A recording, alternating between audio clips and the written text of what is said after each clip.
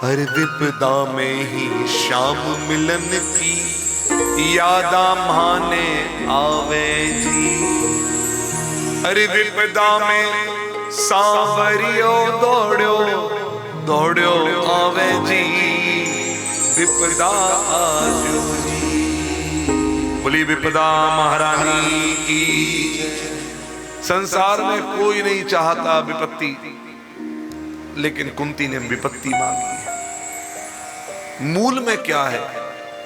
मूल में है कि विपत्ति की ब्याज से कृष्ण का दर्शन हो जाएगा। भवतो दर्शनम यस्यात् अपुनर्भव दर्शनम। राजा परीक्षित उसी वंश के वंशज हैं जिस वंश में स्वयं अर्जुन ऐसे हुए जिनके घोड़ों की लगाम कृष्ण ने अपने हाथ में पकड़ी, और आज इन्हीं राजा परीक्षित को शाप लगा है।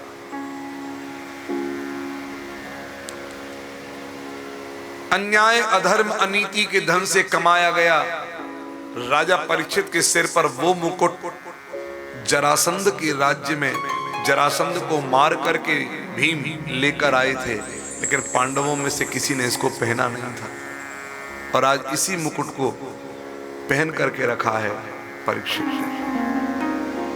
तो अन्याय अधर्म के द्वारा बनाए गए इस सुवर्ण के मुकुट में कली ने प्रवेश कर लिया। नारायण शाप लगा।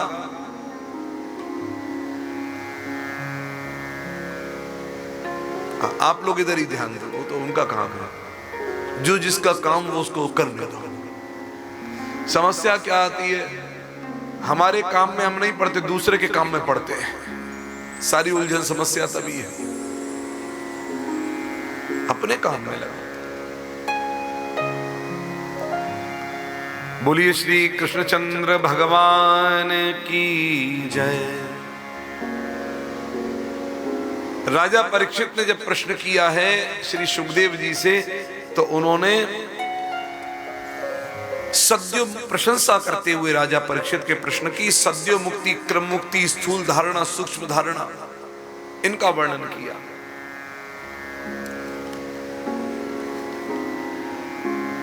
एक मुक्ति है जो सद्य हो जाती है, सद्य माने शीघ्र हो जाती है। जैसे कोई सेनानी अपने देश के लिए युद्ध लड़ता लड़ता वीर गति को प्राप्त हो जाता है, उसकी मुक्ति सद्य है। क्रियाकर्म होए तो, न हो पाए तो। और एक मुक्ति है क्रम मुक्ति, बाकी तो और मुक्तियां। और क्रम मुक्ति में क्या है? योगी जो होते हैं उस शरीर में 6 चक्र होते हैं, मूल, आधार, स्वादिष्ठान, मणि, पूरक, अनाहत, विशुद्ध, आज्ञा, सहस्रार। इन सब चक्रों का एक एक चक्र का भेदन करते, 7वां चक्र यहां है सहस्रार।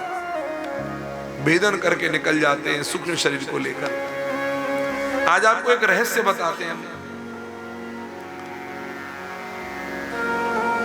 बोलते हैं ना, आत्मा को बड़ा कष्ट भोगना पड़ता है। आत्मा कष्ट नहीं भोगता कभी। जिसको आग जला नहीं सकता, जिसको पानी भिगो नहीं सकता, जिसको कोई अस्त्र शस्त्र काट नहीं सकता, उसको भला दुख कैसे मिल सकता है? तो कर्मों का फल कौन भोगता है? हाँ, शरीर भी तो अग्नि में जल करके राख हो जाएगा।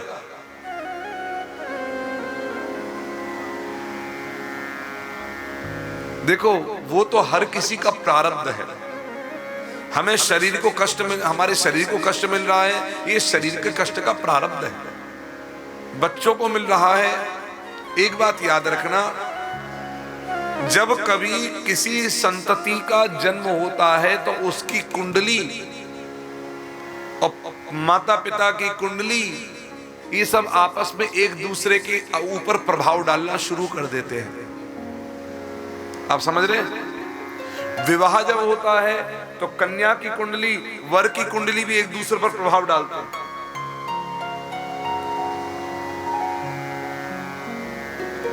समझ पा रहे नहीं? ठीक। लेकिन मैं मूल अब आपको एकदम अध्यात्म की बात कर रहा हूं। कष्ट कौन भोगता है? मरने के बाद कौन कष्ट भोगता है? तन छोड़ने के बाद कौन भोगता है?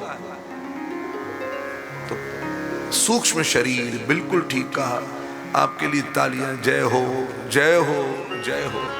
3 तरह के शरीर हैं। एक स्थूल शरीर, भौतिक शरीर जो ये है, एक कारण शरीर और एक सूक्ष्म शरीर। सज्जनों, ये स्थूल शरीर जो दिखता है, भौतिक शरीर जो दिखाई दे रहा है, ये 5 तत्वों से बना हुआ है। पृथ्वी, जल, तेज, वायु, आकाश, इन सब 5 तत्वों से बना हुआ है। नारायण, ये सब आप नोट कर सकते हैं। ये शरीर 2 चीजों पर टिका हुआ है, अन्न और प्राण। ये अन्नमय और प्राणमय शरीर है, भौतिक शरीर। सूक्ष्म शरीर जो है, ये मनोमय और विज्ञानमय, मनोमय और विज्ञानमय है। मन से ही सारी संकल्पना चलती है। मैं करता हूं, कर्ता अहमिति मन्यते, और वहीं बंधन में फंस करके ये सूक्ष्म शरीर जो है, ये अंगूठे के बराबर होता है। यही फल भोगता है, नरक भी यही जाता है और स्वर्ग भी यही जाता है। और कारण शरीर जो है, ये आनंदमय है, इसी को आत्मा कहते हैं। आनंदेन जातानि जीवन्ति, ये आनंद है। अब देखो,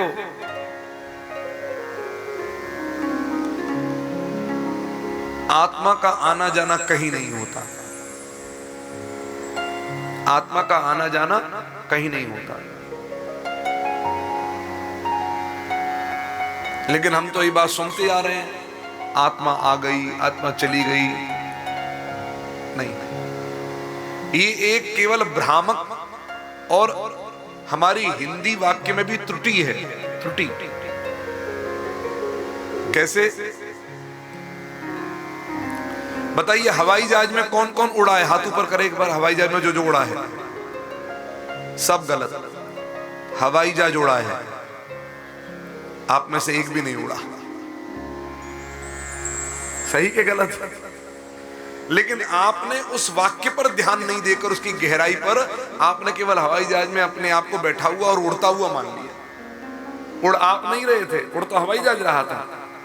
आप तो सीट बेल्ट बांध करके बैठे हुए थे। इसी प्रकार से ये आत्मा आना और जाना, ये शब्द भ्रामक शब्द है।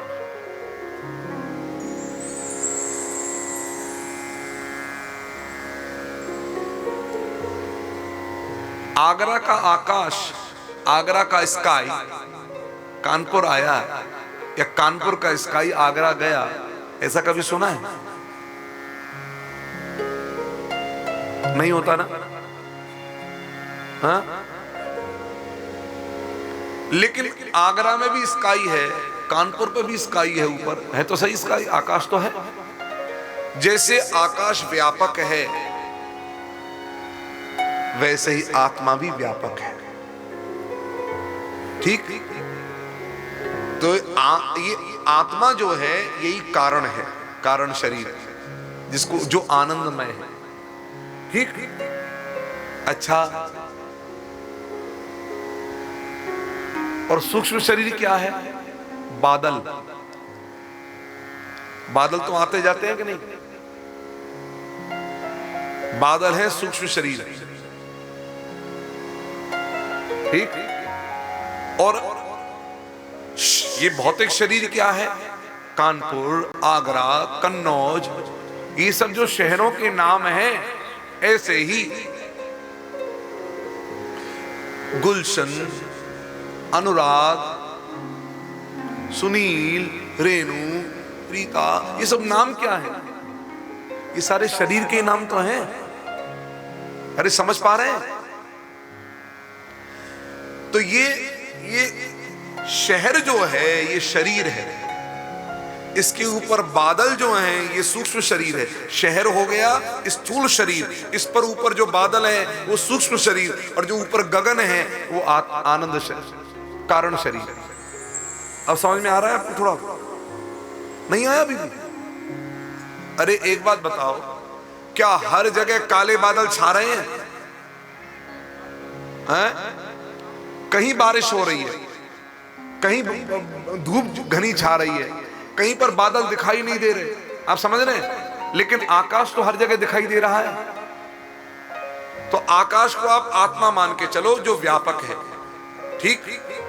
और अपने अपने कर्मों में अहंकार से बनने वाला बादल वही सूक्ष्म शरीर है, और वो जिस देह में है वो भौतिक शरीर है। अब समझ में आ रहा है? बादल ट्रेवल करेगा, बादल ट्रेवल करेगा, हाँ? सूक्ष्म शरीर ट्रेवल करेगा, लेकिन ना आत्मा ट्रेवल नहीं करेगा। और शरीर भी तब तक ट्रेवल कर रहा है जब तक इसके अंदर प्राण चेतना है, तब तक मूवमेंट है इसका। आप समझ रहे हैं? आजकल तो लोग घरों को भी शिफ्ट कर देते, नहीं कर देते? आजकल तो युक्ति आ गई है ना, अपने घर को उठा करके आप कहीं शिफ्ट कर देते।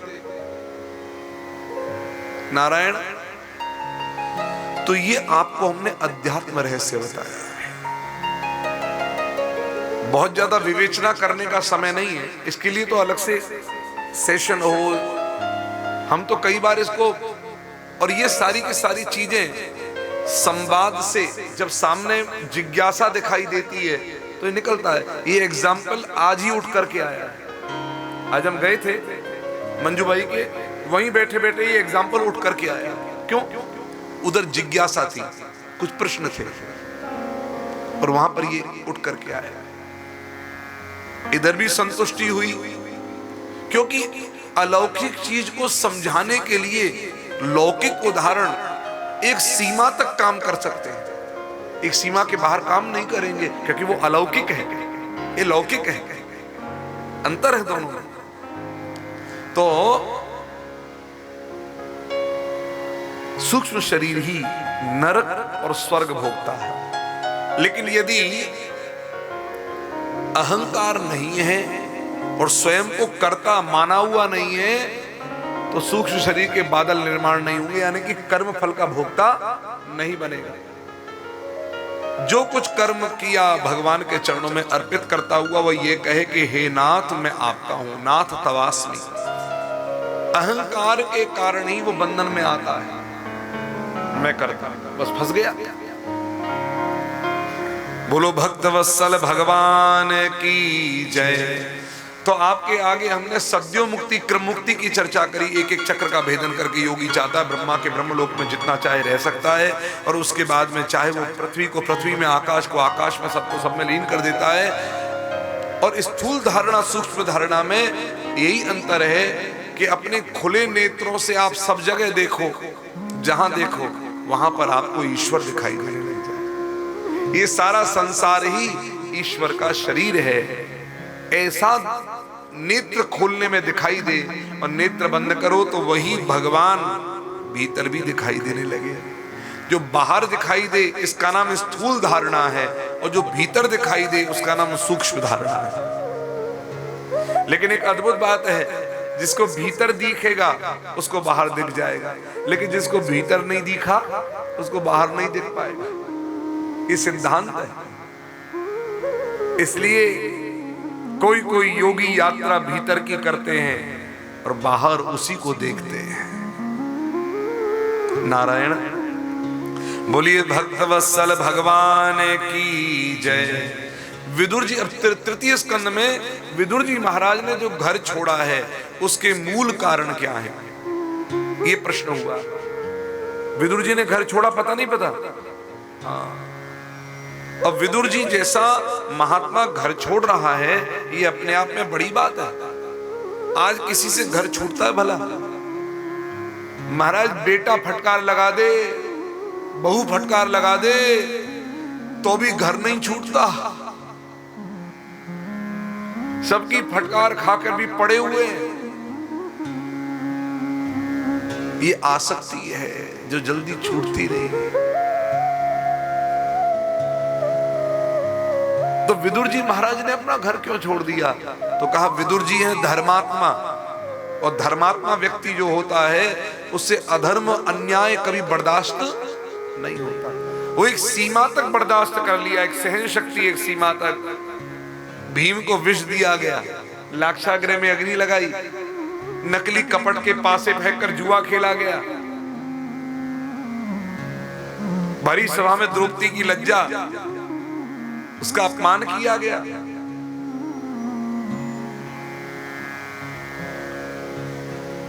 एक नहीं अनेक कारण है, और सबसे अंतिम तो भगवान कृष्ण जब शांति दूत बन करके आए और जो उनका तिरस्कार छोड़ दिया। विदुर जी महाराज ने धृतराष्ट्र को अंतिम में भी समझाया, लेकिन दुर्योधन ने आकर के महाराज ऐसी फटकार लगाई विदुर को कि जिस थाली में खाता है दासी पुत्र उसी थाली में छेद। विदुर ने फटकारा है, दुर्योधन ने फटकारा है, और धृतराष्ट्र मौन है। आज भतीजा अपने चाचा को फटकारे और बाप मौन रहे, अरे वाह, उस घर में तो महाभारत होनी है। उस घर को महाभारत से कौन बचाए भला? बच्चे अपने बड़ों का अपमान कर रहे हैं और अन्य जन मौन खड़े हैं। उस घर में महाभारत होगी और होगी। जीवन में अपने बड़ों का कभी भी अपमान नहीं करना। अच्छा एक बात बताओ, ये धन तुमने तो नहीं कमाया? देखो, पुत्र 3 तरह के होते हैं, संतति 3 तरह की। एक होता है बेटा, एक होता है लड़का, एक होता है पुत्र। बेटा कौन होता है? जो बंटवारे की बात करे, बंटवारा करो, बंटवारा करो। अरे तेने कमाया नहीं धूर्तराज, कमाई सारी बाप की, लड़ गया बंटवारा करो, बंटवारा। धिक्कारे तेरे जीवन पर। अगर भगवान ने 2 हाथ और 2 पैर दिए और पुरुषार्थ दिया है तो अपने दम पर कमा करके देखा, और बाप को दे करके देखा कि पिताजी देखो ये कमा कर लाया। बाप से बंटवारे की बात, अरे बाप देना चाहे दे, नहीं देना चाहे नहीं दे, वो बाप की कमाई गई संपत्ति है। तुम ऐसे बन जाओ कि बाप तुम्हें दिए बिना प्रेम से रह ना सके। लेकिन बेटा कौन? जो बाप से बंटवारे की बात करे, बंटवारा करो, बंटवारा। जो बंटवारे की बात करे वो बेटा, और बाप बंटवारा नहीं करे, मैं भी नहीं करूंगा, तो लड़के ले ले वो लड़का कोर्ट में केस मार देगा, कागज बदलेगा, ये करेगा, गलत काम करेगा। अब पुत्र कौन है? पुत्र वो है जो पिता के मौन को भी समझ करके उनके भीतर की अभिलाषाओं को पूर्ति करने के लिए स्वयं न्योछावर हो जाए और पिता की अभिलाषा की पूर्ति करे, तो पुत्र है। एक पल न लगाया रघुनंदन राम ने सोने के महल को छोड़ करके वन में जाने, एक पल न लगाया, और प्रसन्नता के साथ। इसलिए पुत्र की संज्ञा में कहा गया, जो पिता को पुम नामक नरक से पार कर देता है तो पुत्र कहलाता है। अब कोई अभिलाषा नहीं रही, तेरे जैसा पुत्र पाकर के जीवन धन्य हो।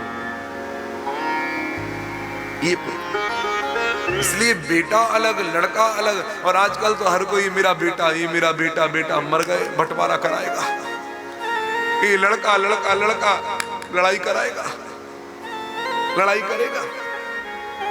सज्जनों, इसलिए बोलने वाले शब्दों का भी अपना एक महत्व है, याद रखिए। पहले कोई बेटा और लड़का नहीं कहता था, पुत्र कहता था, पुत्र, पिता। हमने तो अपने मोबाइल में भी आज भी पिताजी लिख रखा है, आज भी पापा नहीं, पिताजी। शब्दों की अपनी साउंड एनर्जी है, शब्द मरते नहीं है कभी।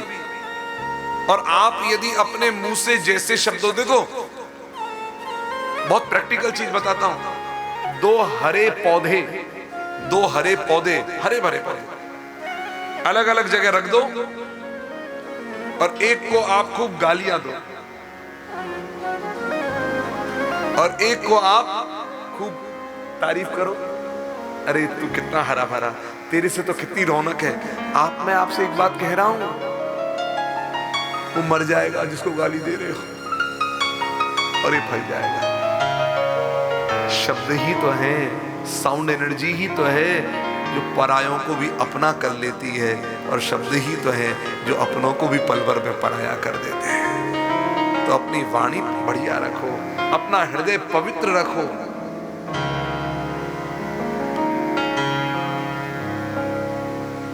कौवा काको धन हरे और कोयल काको दे। कौवा और कोयल दोनों दिखने में एक जैसे हैं। कौवा काको धन हरे, कौवा किसका धन छीन लेता है, और कोयल काको दे। कोयल किसको दे देती है कुछ, लेकिन मीठे वचन सुनाए के जग अपनों कर ले।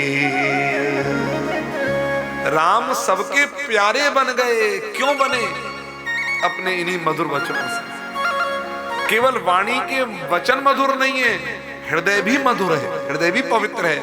पवित्र हृदय से निकले हुए वाणी के माध्यम से जो मधुर वचन है, वो सारे संसार को अपना बनाने की सामर्थ्य रखते हैं। और भीतर कुछ और बाहर कुछ है। तो महाराज दुनिया चतुराई समझती है, ये पब्लिक है, ये सब जानती है, अजी भीतर क्या है, अजी बाहर क्या है, ये सब तो पहचानती है, ये पब्लिक है।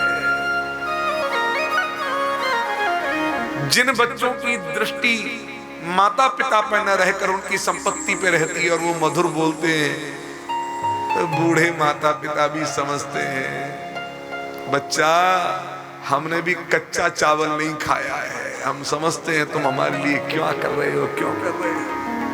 सज्जनों, तो अपने जीवन में, और मैं एक बात निवेदन करूं, अगर अपात्र है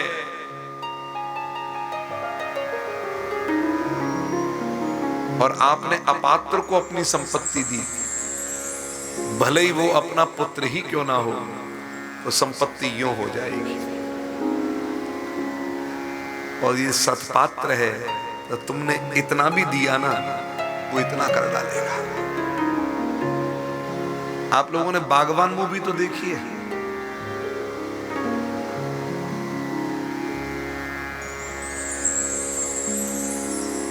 सज्जनों, ये केवल मूवी की बात नहीं है, ये हम सबके जीवन की बात है। कभी कभी कई घटनाएं जीवन में हम समझें, देखें और उतारें।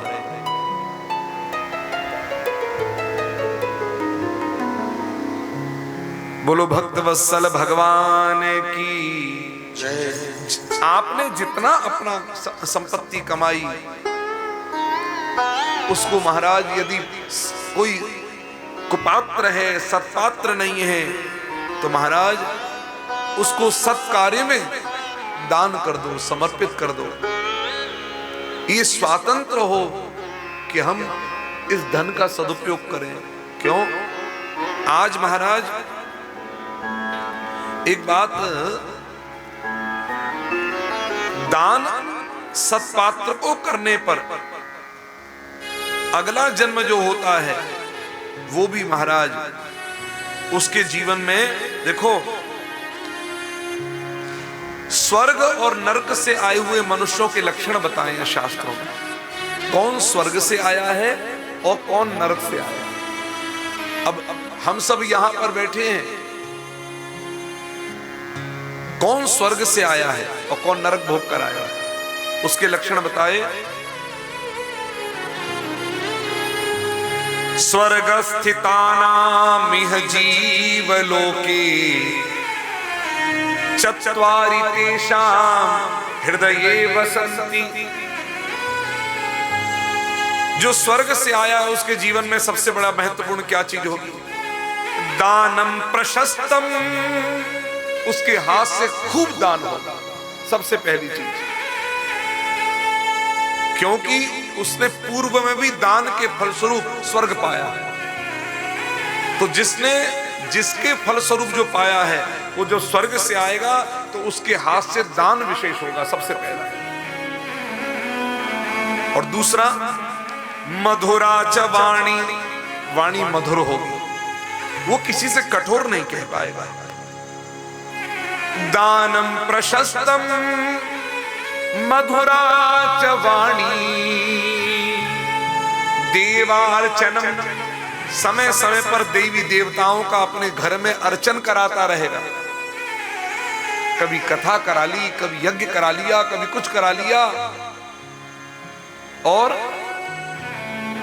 श्राद्ध आदि कर्म करता हुआ, ब्राह्मणों को भी दान पुण्य करता हुआ, अपने पितृश्वरों को भी तर्पण करता रहेगा। ये जो सारे कर्म है करने वाला, समझ लेना मनुष्य वो स्वर्ग से आया हुआ ही जीव है। अच्छा, नरक से आया हुआ जीव कौन है? तो कहा कार्पण्य वृत्ति, कृपणता, कंजूसी, उससे कभी भी सत्कार्य में पैसा नहीं निकल सकेगा। भोग विलास में निकल जाए, अपने शौक मौज ऐश मौज में निकल जाए, वो एक बात अलग है। लेकिन सत्कार्य में, पुण्य में उसका धन नहीं लगेगा जल्दी से। कार्पण्य वृत्ति और सुजनेषु निंदा, जो अच्छे जन भी होंगे उनकी भी वो निंदा करेगा। कोई कितना भी अच्छा होगा लेकिन उसमें भी वो दोष देखेगा, निंदा करे बिना रहेगा नहीं। कुचैलता, अपवित्र कपड़े होंगे उसके, शौचाचार का ध्यान नहीं होगा, गंदे कपड़े होंगे, फटे हुए कपड़े पहनेगा। नीच जनेषु भक्ति, और जो दुष्ट होंगे, जो नीच लोग होंगे, जो गलत काम करने वाले होंगे, उनकी भक्ति करेगा, उनकी उपासना करेगा, उनकी जी हजूरी करेगा। अतीव रोषः, भयंकर रोष होगा, भयंकर रोष, चिल्लाएगा, क्रोध करेगा। और कटुका च वाणी, उसकी वाणी भी कठोर होगी। नरस्य चिन्हम नरकागतस्य, ये नरक से आए हुए प्राणियों के चिन्ह बताए गए। अब हम स्वयं विचार करें कि हमें जीवन कैसा बनाना है, क्योंकि हम जैसा करेंगे हमको अंत में वैसा ही भरना पड़ेगा। महाराज देखो, ये सिद्धांत है, हम चाहते हैं हमारा कल्याण हो तो इस सिद्धांत को अपना लो। शास्त्रों में एक बात है, जो दान नहीं देता, जो दान नहीं देता, जहां दान करना चाहिए राष्ट्र के हित में हो, देश के हित में हो, और भगवान ने आपको दिया है और दान नहीं करे तो वो व्यक्ति दरिद्र होता है। अदत्त दानात् भवत् दरिद्रो, जो दान नहीं देगा वो दरिद्र होगा। और फिर दरिद्र होने पर क्या करेगा वो? दरिद्र भावात् प्रकरोति पापम। गरीब व्यक्ति जिसके पास पैसा अब नहीं रहा, वो पैसा कमाने के लिए पाप भी करेगा। जब पैसा था, जब धन था, तो हमने सही जगह दान नहीं किया, तो परिणाम स्वरूप क्या हुआ? दरिद्रता जीवन में आ गई। अब दरिद्रता आ गई, अब वो फिर उठना चाहेगा, तो इधर दंड फंद करता हुआ, पाप करता हुआ वो करेगा। तो कहा अदत्त दानात् भवत् दरिद्रो दरिद्र भावात् प्रकरोति पापम। पाप प्रभावान, पाप के प्रभाव से फिर क्या होगा? नरकम प्रयाति, फिर नरक जाएगा। फिर क्या होगा? नरक में कष्ट भोगेगा तो धरती पर आएगा तो कैसे आएगा? पुनर्दरिद्र, फिर दरिद्र बन के ही आएगा, और पुनरेव पापी, फिर पापी बनेगा।